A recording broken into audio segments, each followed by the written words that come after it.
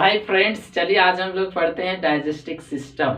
आप लोग सुने कि डाइजेस्टिक सिस्टम हमारे भोजन पाचन किस तरीके से अंदर में होता है वो आज हम लोग समझेंगे। ठीक है, तो चलिए समझते हैं कि डाइजेस्टिक सिस्टम क्या है।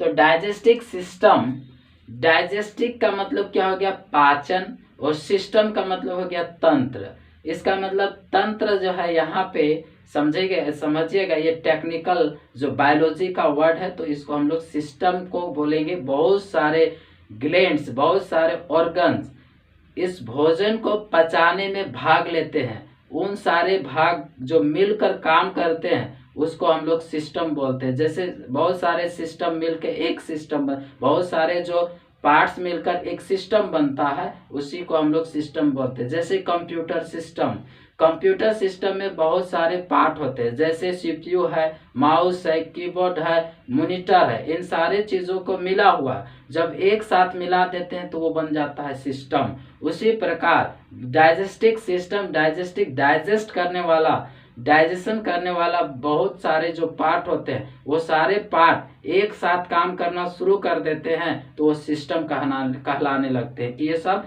काम जो कर रहे हैं ये डाइजेस्ट करने का एक सिस्टम बना हुआ है, जो वो सिस्टम काम करते हैं।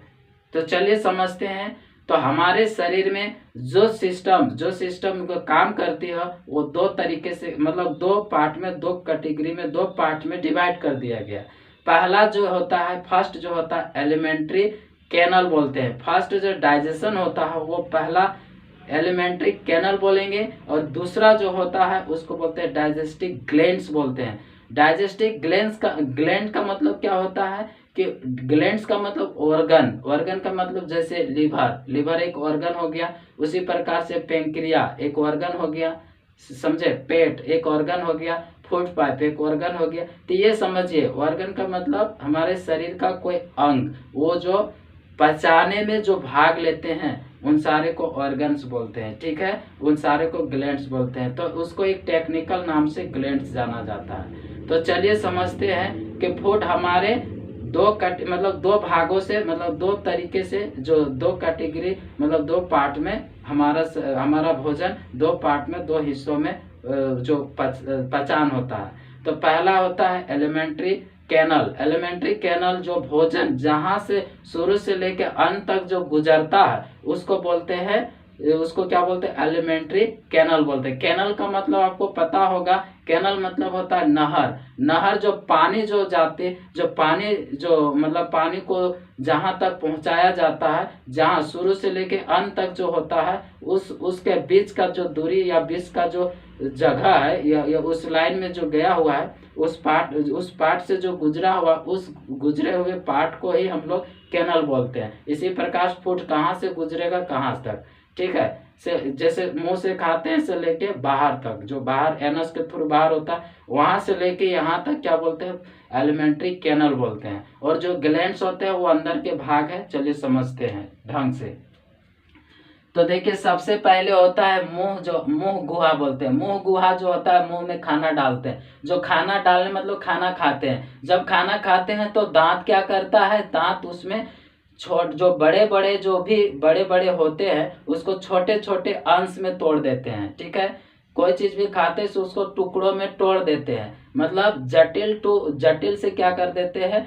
स्मॉलर में, मतलब जटिल से सरल में तोड़ देते हैं। तो उसको वो क्या करता है? दांत चैप्टर में हम लोग पढ़ेंगे। ठीक है, तो मुंह गुहा होता है माउथ कैविटी।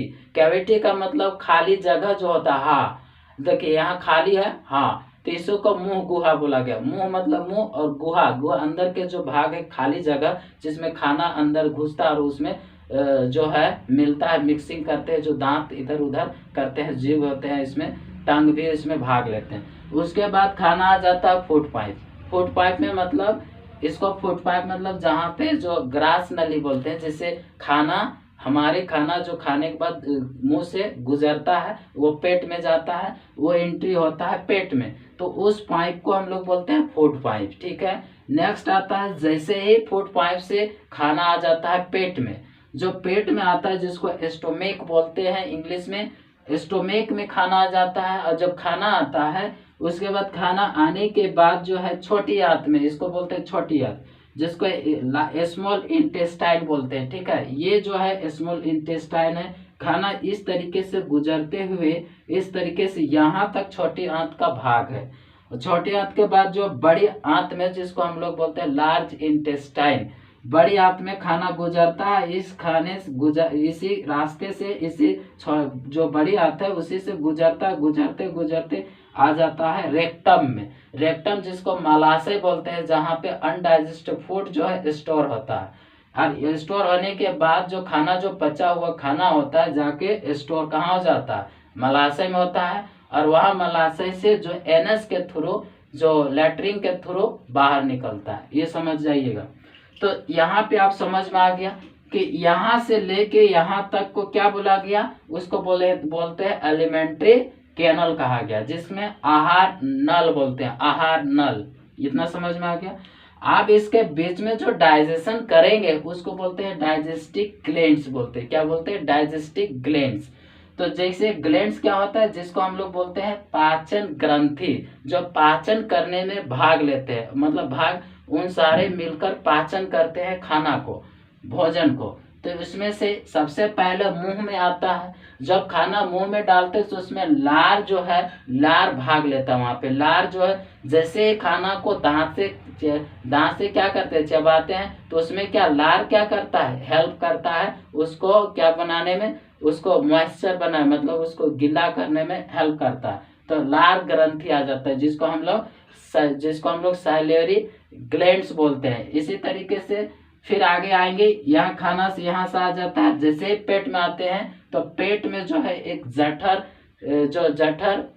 रस, जिसको बोलते हैं जठर रस, मतलब क्या होता है, गैस्ट्रिक रस, जो गैस्ट्रिक ज्यूस होता है, ठीक है, जिसको हम लोग जठर ग्रंथि के नाम से जानते हैं। नेक्स्ट है, यहाँ से आने के बाद यहाँ एक भाग है लीवर। लीवर क्या करता है, तो लीवर और पित्ताशय, लीवर और पित्ताशय, ये लीवर है और ये पित्ताशय है, जिसको हम लोग मतलब गाल ब्लैडर बोलते हैं। तो लीवर का काम है कि वो जो है ना पित्त को बनाना, मतलब एक तरीके से ये क्या करता है, ये जो है मतलब छार बनाता है, ठीक है, छार, ठीक है, ये छार बनाता है। बहुत तीता लगता है, आप लोग जानते होंगे, जो तीता जो पित्त को बोलते हैं। तो यहाँ आके क्या हो जाता है, गाल ब्लैडर में आके जमा रहता है। ये हमेशा बनाते रहता है, गाल ब्लैडर में जमा करता है, ठीक है, ये आके जमा रहता है। उसके बाद ये भी जो लीवर है, ये जो गाल ब्लैडर है, ये कहाँ, छोटी आंत में जुड़ा है, ठीक है।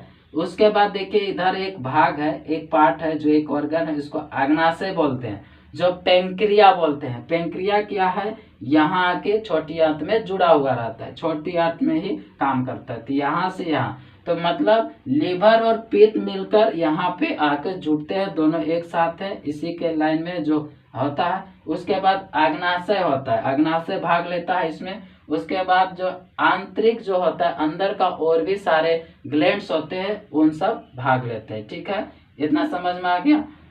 उसके बाद देखिए एलिमेंट्री जो है, एलिमेंट्री कैनल में देखेंगे तो एलिमेंट्री कैनल यहाँ से लेके यहाँ तक कितना फीट होता है, तो देखिएगा 32 फीट पाया जाता है। शरीर, हमारे शरीर में 32 फीट जो है लॉन्ग होता है, जिसमें अगर हम लोग सेंटीमीटर मतलब मीटर में देखेंगे तो कम से कम 9 मीटर का आसपास समझिए।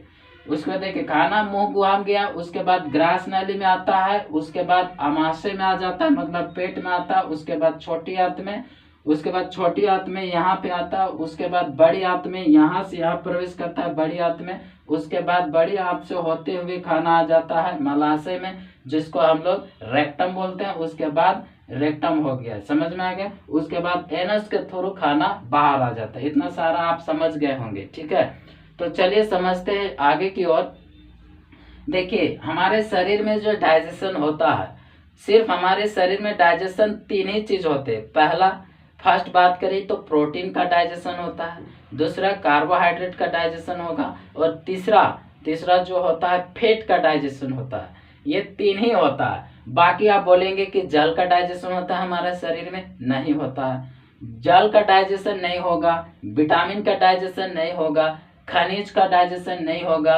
इन सारे जो है ना बहुत छोटे होते हैं, जिससे हमको डाइजेशन करने का काम ही नहीं है। वो क्या करते, ऑब्जर्वेशन कर लेते, अवशोषण कर लेते। हमारा शरीर का जो पार्ट है, जैसे छोटी आंत या बड़ी आंत, क्या करते, छोटी आंत क्या करता है कि जो भी जो है ऐसे क्या होता है कि अवशोषण कर लेता, उसको खींच लेता है, ठीक है।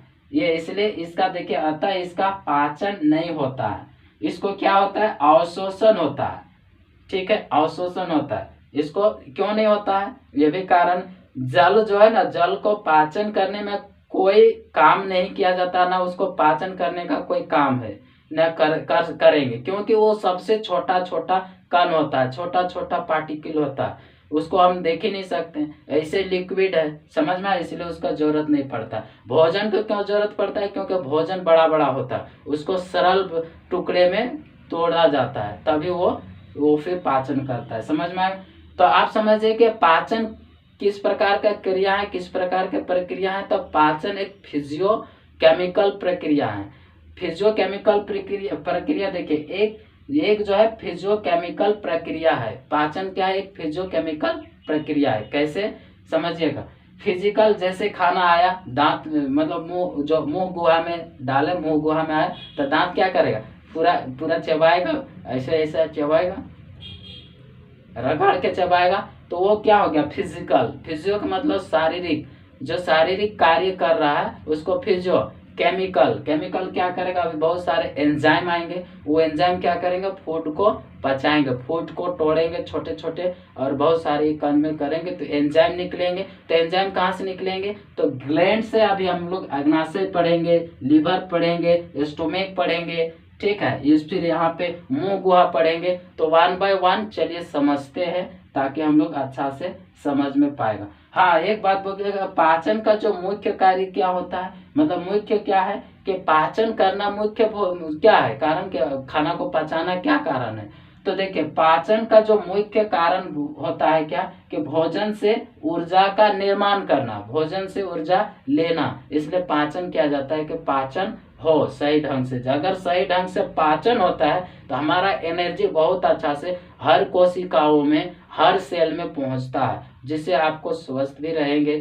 कभी कभी ऐसा भी हो जाता है जब जिसको नहीं बोलते अनडाइजेस्ट हो गया, जिसको मतलब पच ही नहीं रहा था, तो ढूंगा ही ढकर आ रहा है, तो वो क्या होता है, अनपाचन होता है, जिसको अनपाचन बोलते हैं, अनपाचन हो गया, अनपाचन हो गया, इस तरीके से बोलते हैं। तो हम लोग चलिए समझते हैं 1 बाय 1, ठीक है, आगे समझते हैं, चलिए।